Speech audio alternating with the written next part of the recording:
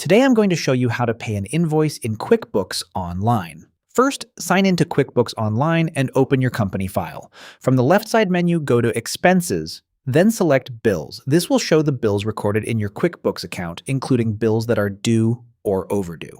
Find the bill you want to pay. You can use the search bar, filters, or sort by vendor, due date, or amount if the list is long. Once you find the correct bill, go to the Action menu on the right side of that row. Click the drop-down, then select Mark as Paid.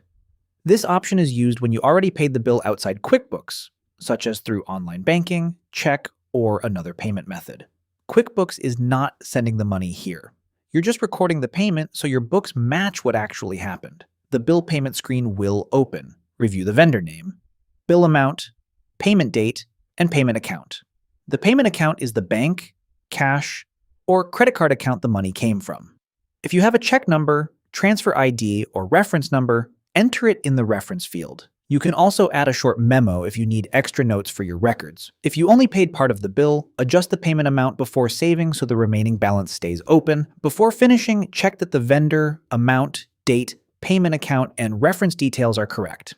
Then click Save and Close. QuickBooks will record the payment, mark the bill as paid, and update your account's payable balance. If your bank feed is connected, you can later match the actual bank transaction to this recorded bill payment. And that's how to pay an invoice or vendor bill in QuickBooks Online in 2026.